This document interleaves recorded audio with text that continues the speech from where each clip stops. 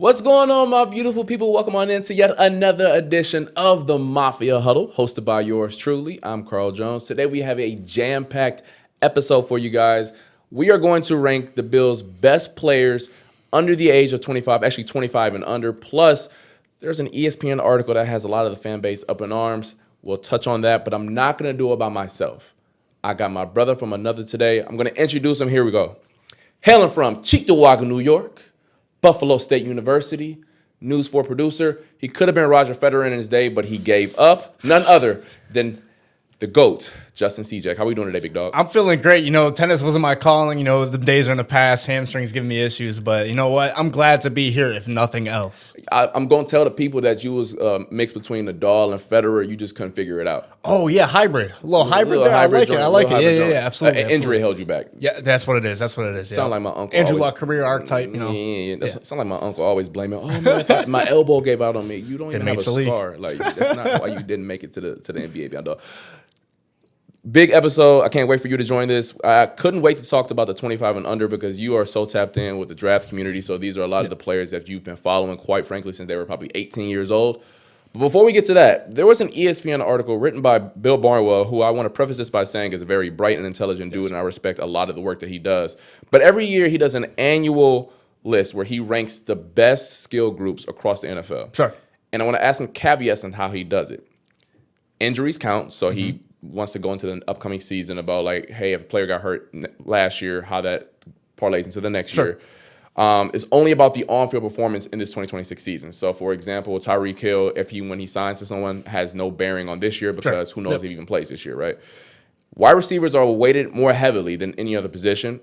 I get it. Makes sense. They get paid a lot of money. They get paid the most. And you're going to see in this list why Bills fans are a little irate with that. And then also the focus is on elite players at the top and then the top five, basically the depth of the group. Sure. I say all that to say Bill Barnwell ranked the Bills' skill position groups based off his criteria 29th in the NFL. Your initial thoughts when you see that list? Man, that's too steep in my opinion. I'm not even trying to be a homer or biased or anything, but you can't name me 28 other teams that have a better offensive weapon staff than the Bills. It's just there's no way. They've got an all-pro on the offense. They've got an ascending tight end at 26 years old. They just made a move for a brand new wide receiver one.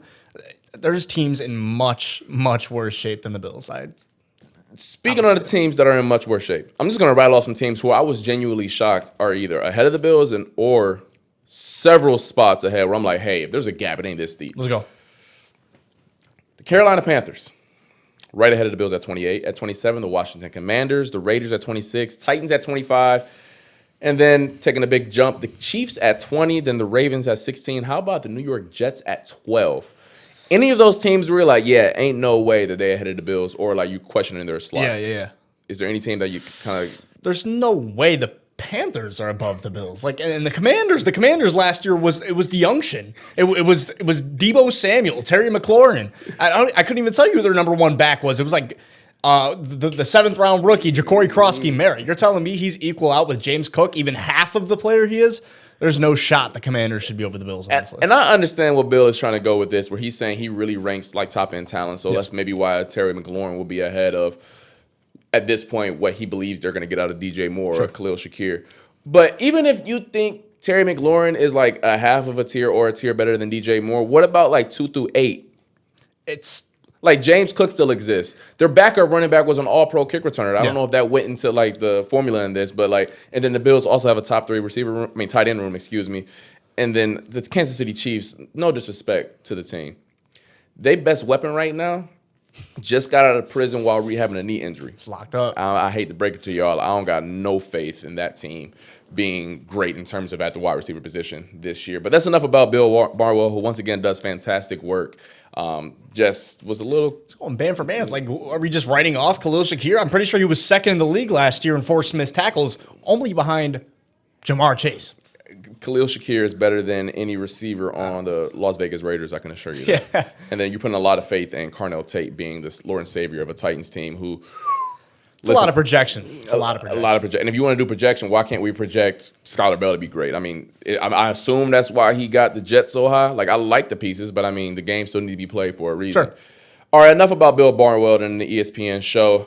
what we came to do this show today about. We're going to rank the Bills' best players 25 and under. While doing this list, I kind of came to the realization that the Bills really need these classes to start popping as Josh Allen 100% they do. ages into the back half of his career. And I don't mean Josh Allen's going to fall off at any point, but listen, we're 8-9 years in. Like, I don't do. Does he have another 9 in him? I don't know. Yeah. So this is where you need some of the young talent. And when you sign Josh Allen to a contract that he gets, those picks become your most critical asset because free agency starts to thin out and thin out and thin out. We've seen it with the Bills recently, kind of nickel and diming on the offensive side of the ball with Curtis Samuel and all these other guys. It needs to come through the draft. Yeah. So we did a top 5, Justin and I. And before we get to the 5, I want to do some honorable mentions, at least for players who I didn't have in my top 5. Sure. One player who he has never put on a Bills helmet in a game yet. But I think if we do this list next summer, I am like, yep, he could be top 5. Kaleb Elarms-Orr the linebacker out of TCU. They are hooting, hollering about that good brother this offseason, whether it's Jim Leonhard, anyone in the building. Terrell Bernard, that's him on the screen for those who on the video side watching this on the Smart TV app, WIVB+. If you are listening to this on the audio side, I highly advise you to watch this on the Smart TV app. My dog Shane in the back cooking up the show and making us look pretty, although it's easy to make me look good. Justin's a whole nother ball game. But your thoughts on what you've heard and seen so far with Kaleb Elarms-Orr? Yeah, I mean, just the glow and the praise from a guy like Jim Leonhard, who is well respected around the league, not only in the NFL but also in college football. The processing, the ability to read and react.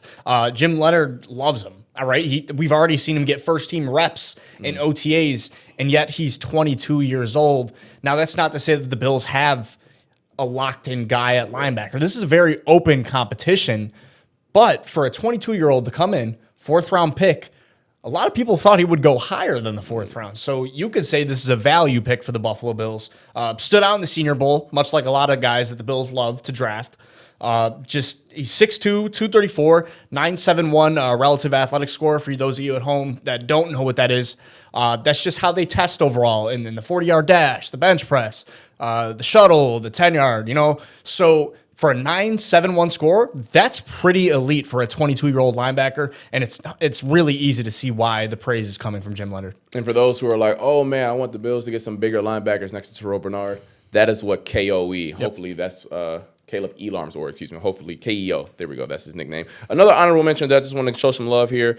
I don't think it'll pop this year because I don't think the opportunities will be there. But Skylar Bell is someone who is obviously under the age of 25, who I think down the line, obviously a lot of Bills Mafia is excited to see him. A lot of players in the buildings, like what they saw in minicamp and OTAs. So he's also a player I got my eye on. Any other player in your honorable mentions that you just want to give a quick shout out to? Yeah, I mean, we've been here before, right? And this is kind of my guy, so I'm not going to take it too far here. But Keon Coleman's still young. He's still young, and there was a reason he was drafted as high as he was. New coaching staff. Joe Brady has openly said, with me in here now, this is the best thing for your career. So now it's kind of, you got to do it or get off the pot at this point. I think he's 23 years old freshly. We've seen some highlights from Keon, a touchdown in the postseason, playing more to his size maybe a little bit in his limited role last year. I'm not giving up hope on Keon yet. Obviously, he's not making the top 5 because he hasn't shown me yet, but the ability's there. For sure. I was hoping that you got to it because I didn't have him in my honorable mentions, but because I knew that you was going to be on the Keon bandwagon. Also, another player that I don't have, and maybe you do, Dorian Williams. Do you have him in your top 5? I got him at number 5. Okay, so cool. We'll get to that in a second here. Yep. The quick caveats that I put together, there were not many restrictions here. I literally said, give me the best players that you have, 25 and under, and if you want to project some of this forward, by all means, you can do so. Yep. So, Justin Siejak, who is your 5th best player on the Buffalo Bills, 25 and under? I got Dorian Williams at number 5, the linebacker. He's been here for, 3 years now? I think he's freshly 25. I believe his birthday was June 8th. Dorian Williams has had some production in the league, actually, as a mid-round pick for the Bills.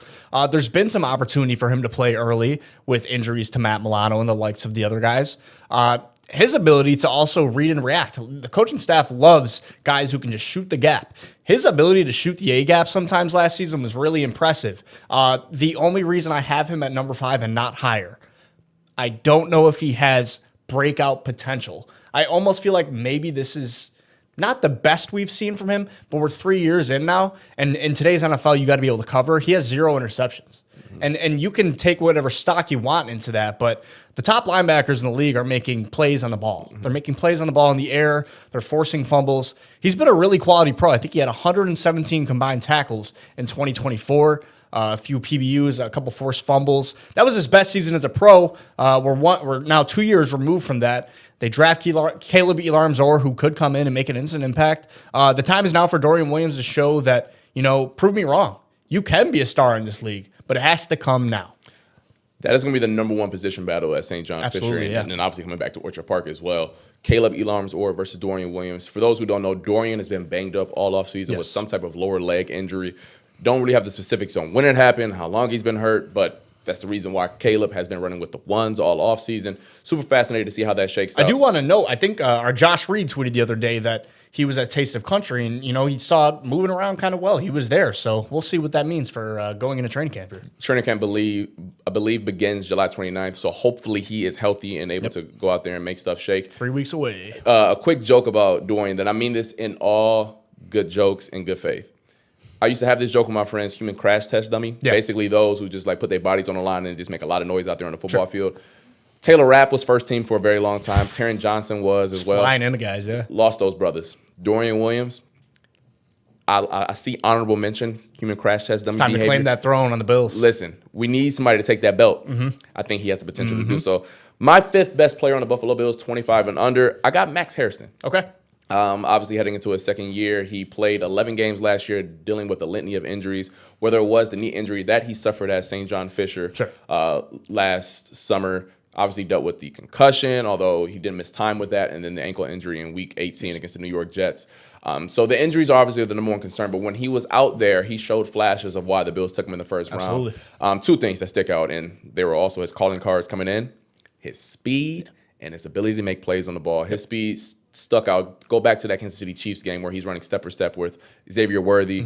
You had no idea that Worthy ran a 4.2 the way that he was running step for step with him, and then also making a play on the ball, interceptions, I believe, if not back-to-back weeks. Mahomes and Tua. Yeah, Mahomes and Tua. So he made plays on the ball, and those are 2 things that you really can't teach. Yep. You can tell, as someone who played defensive back, I tried my best to be the guy who make plays on the ball. It just wasn't innate in my character to just go snatch the ball out of the air. Max Harrison showed it at Kentucky, and then he also showed it this past year in Orchard Park, where he has to take the next step for me. Man coverage, for sure. I mean, he's not the biggest player in the world, so he may not ever be an elite guy. He's 5'11". He's 5'11", not really the biggest guy either up top. But we'll see. He could develop in that regard. And then also the injuries. I mean, the injuries have to – your best ability is availability. Got to be on the field. He is also a player, though, that stays on the field 16, 7 games or whatever, 3, 4 interceptions. I can easily see him being 3 or 4 on this list come next year.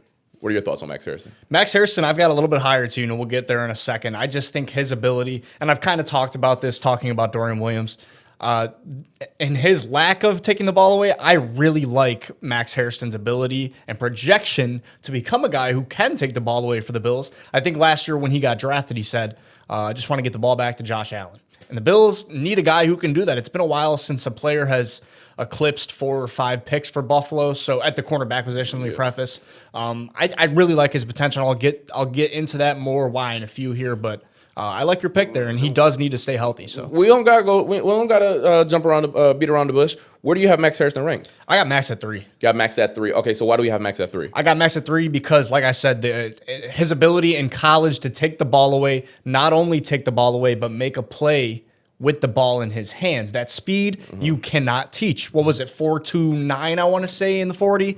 Really impressive stuff. Not a lot of guys move like that in the NFL. You're right. He does need to get better in man. I do have concerns about his frame against some bigger wide receivers, but his ability to move is very fluid. You see it in the hips sometimes. It's going to be interesting with the new look defense here, with Jim Leonhard. How can he evolve his game, and where does he fit in with the addition of Davis and Igbinosun? So that'll be really interesting to watch. But like I said, I'm big on taking the ball away, and I believe Max can do that at a high level. Speaking on IGB, the Bills' second-round pick, the other second-round pick from this past April, Davis and Igbinosun, there's been a lot of chatter and talk on, okay, is IGB the ideal corner that they're looking for at the position? Sure. He's big, he's long, he's rangy, he's physical in press man coverage. And although Jim Leonhard didn't run the show in Denver, he was a secondary coach. And if you watch the Broncos over the last few years, it was bump and run press coverage, and they were all in your face. Absolutely. So whether it is St. John Fisher and then going forward, I am super intrigued to see where is there a gap between the two? Because I just talked about Max's ability to make plays on the ball. That usually comes in off coverage because you have eyes on the quarterback. You can see when the ball leaves the quarterback hands.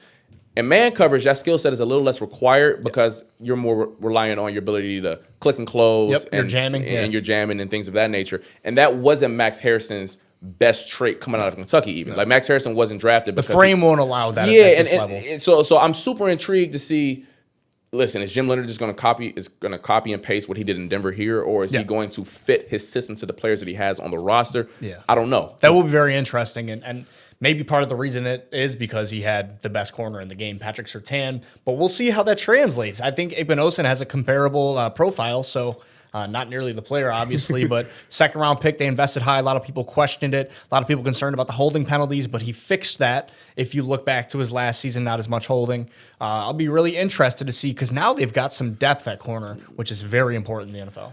All right, Justin, let's get to your number 4. Who is your 4th-ranked player on the Buffalo Bills, 25 and under? Yeah, number 4, I've got Deone Walker, 4th-round pick from last year. Big guy, 6'7", 330 pounds. He weighed in at the combine, I believe.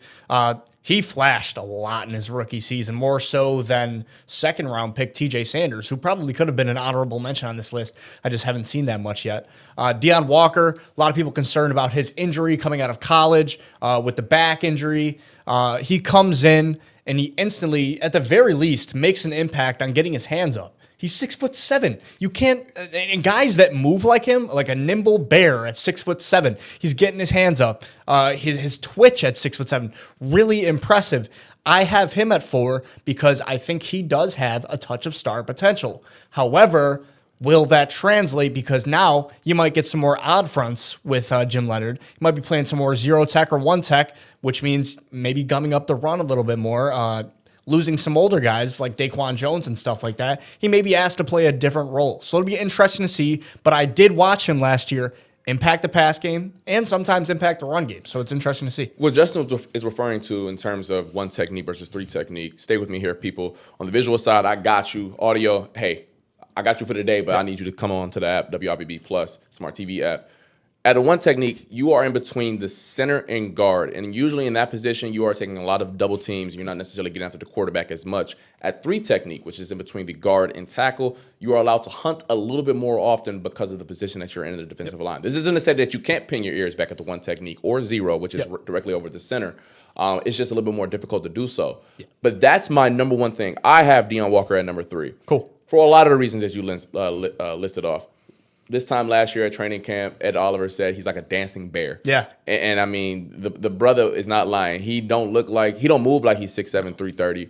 He said he lost a little bit of weight this year, which is really encouraging to see because he wants to sustain a 17-game season and also play the entire game. Correct. Remember last year, I think back to that Falcons game, Daquan Jones hurts his calf in warm-ups. Yes. Deone Walker has to play a lot more than he probably planned on, and he felt as if he didn't play up to his potential late into that game, right? So I think that's encouraging that he's losing a little bit of weight, probably keeping the strength as well with a professional strength staff. But like you mentioned, the difference with him just being a guy who flashes a rookie and taking that next step is going to be someone who is much more than someone who can get after the quarterback. Absolutely. Can he be someone at 6'7", 330 who can actually stop the run too? Because you look at his frame, you're like, why can't he be a nose tech? Yeah. That's not really his game. It's not. And not like on a disrespectful note, it's just that he's more of a player who is more finesse. Yes. And also in the run game. He can be an impactful player in the run game. Absolutely. I saw him take on doubles a lot last season. But he usually does it more of in a knife fashion, not necessarily just putting a knee in the ground and stuffing guys. He's not an anchor guy. Like Ed Oliver. No. So I guess the Bills are either going to ask him to do that or they're going to cater their defense in a way they're really not going to ask one player to do that more than like 30% of the time. With him moving into this, as Carl mentioned, the 0 tech, 1 tech role, very few guys in the NFL play that position and rack up over 6 sacks. If you are, you're at the elite of the elite. So there's your benchmark. Can he get to 5 sacks as a 0-1 tech? Maybe. He's got a lot of athleticism, a lot of twitch. But that's why I've got him at 4 because it's still a bit of a projection. Yeah, one thing that Jim Leonhard said this offseason that really piqued my interest, that kind of went under the radar when talking about this new nose tackle, one technique roller in his defense. He said in Denver, DJ Jones was their nose tech, but he didn't like doing it. So they figured out a way to still keep him happy while still keeping the structure of the defense intact. And last I checked, the Denver Broncos had one of the best defenses to date in the past 2 years. List, So listen, they may come to a situation where Deone Walker don't like the situation that he's in. Yeah. But they'll still figure out a way to make things shake because players like him do not grow on trees. I like it. At number 4 for me, my 4th ranked player in the Buffalo Bills, 25 and under, Jackson Halls. Ooh. You got him in yours? I do not. Okay, let me cook for a little bit. I'm only going to keep it in a minute because I know the people at home is like, wait. Carl got you. I ain't going to let you lead you astray. I'm not talking out of my you-know-what.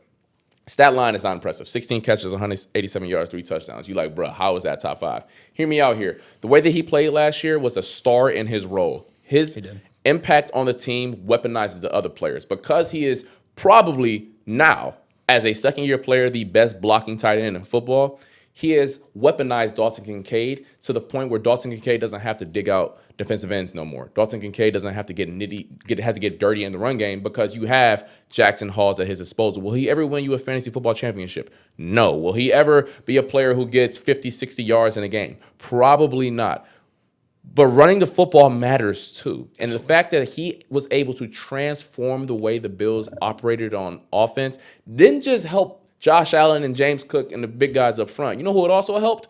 All these tight ends who just got drafted this offseason. Every single tight end that just got drafted this offseason, you owe Jackson Halls 2.5% of your check because every GM across the league said, ooh, the Bills' running game is cold because of big boy number 85. Yeah.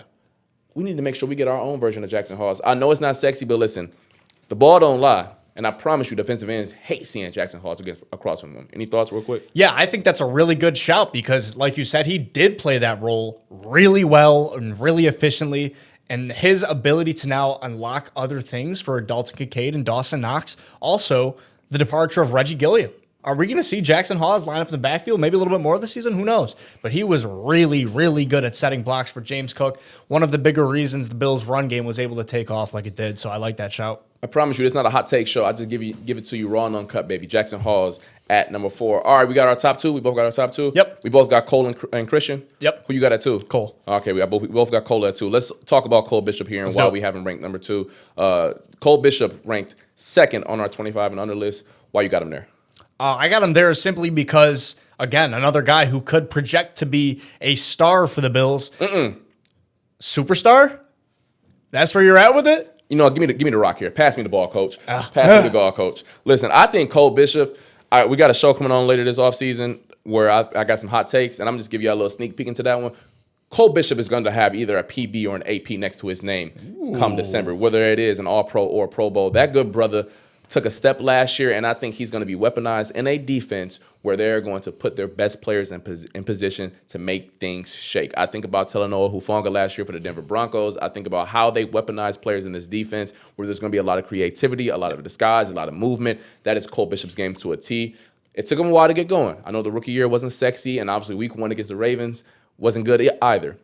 But that same game where he got that one-handed interception. That showed me something. That boy took a step, and he started playing confidence. He started triggering. I know the Denver Broncos playoff game wasn't perfect, but for those who play Madden, that little X factor, that little star underneath their name, it's coming. Two folk going to get that by the winter, I can promise you. I like that take, man. He really did make a jump last year, especially after that one-handed pick. That was the confidence boost that Cole Bishop needed. And I kind of want to go back to, again, we're revolving a lot of these defensive players around Jim Leonhard, the new defensive coordinator. What do you call him this offseason? The jack of all trades. It's tough to get that kind of trust from your coach in the NFL. Jim Leonhard said he's the kind of safety I aspired to play as. Bro, come on. And that's why I don't think you're far off. There's a lot of good safeties in the NFL. Correct. But this is the year 3. A lot of guys take that jump. So Cole Bishop, maybe he does. You think last season back to the Chiefs game where he, again, just a star-studded performance. A 4th down pass breakup on Kelsey in the end zone to mitigate that lead. 7 tackles, 1 tackle for loss, 4 passes defended. That's the kind of game you need out of a guy against a guy like Patrick Mahomes. His versatility is so impressive. The next step for Cole Bishop is making the jump in ball production. Can he register more takeaways? I think he's got 3 total career interceptions. Again, really impressive. I just want to see that next step, and I do not think you're far off from calling him a Pro Bowl or an AP this year. We got a couple minutes before we get it up out of here. I'll just say this. The next step for me, consistently good, not occasionally great. Yes. The splash plays are cool. I need to make sure those Broncos games don't happen where you were good for most of the game, but then you had to fall off in the fourth quarter or overtime. You're right. And I think that's where the next step is for Cole Bishop. 100%. Because the splash plays are there. That brother is good. Yep. And then number one, we got Christian Benford, who is a player that I think he is going to be given the runway to get everything that Bills fans have been asking for. For a long time, Bills fans have been asking, why isn't he regarded as a top 10 cornerback in this league? Partially, I think a lot of that was due to the fact that the system didn't really allow a cornerback to get that type of love. Sure. It was a zone-heavy scheme. He didn't do a lot of following wide receiver ones. Listen, I don't know everything about this scheme, but I can promise you Christian Benford will not be playing zone coverage as much as he did on the Sean McDermott. I agree, 100% I agree. And with him leading the young group that we have now with Igbinosun and Max Hairston and all these other guys, that's a great leader to have. We've seen him be nothing but steady and calm through his first couple years here in Buffalo. Remember, 6th round pick behind former first round pick Kaiir Elam. He's the one that ends up popping for the Bills. And it doesn't matter how you get there, but you got there. You've got a stud corner. He's getting $76 million in his contract. It's 19th highest paid corner in the NFL. And for a shutdown guy, that is really good. There's a lot of guys over him that probably don't deserve to make as much money as him. 7 careers, interceptions, strong performances against top receivers. I believe you alliterated to it last year. He shut down DK Metcalf. You say what you want about DK Metcalf. He's not top 10. A good receiver, and he's shown it in the league. For him to shut him down like that, obviously he makes the game-saving play, you can say, against the Bengals. Probably one of the top highlights for the Bills last year, taking the ball away and getting in the end zone there against Joe Burrow. It just shows you the pedigree that he's got, and I don't think he's at his top yet. I think he can continue to elevate this Bills defense, and that's why I've got him at number 1. I am not knocking Sean McDermott. He was a fantastic coach. But I think if Bills fans, you asked a lot of questions for the last 2-3 years. Why isn't CB getting love nationally? Okay. This year, he going to get his opportunity to do so because he's going to be in a system where DBs. Write it down now. A lot of man coverage. I don't know if he will be able to live up to the expectations that y'all have on that, good brother, but he will be given the runway to do so. What's he do? Hey! All right, that's going to do it for today's episode of the Mafia Huddle. I appreciate my dog, Justin Siejak, for joining me today. Remember, you can tell your sister, your mother, your brother, maybe your auntie too, about the things that we're doing here on the Mafia Huddle. Thank you guys for watching, and I'll see you next time.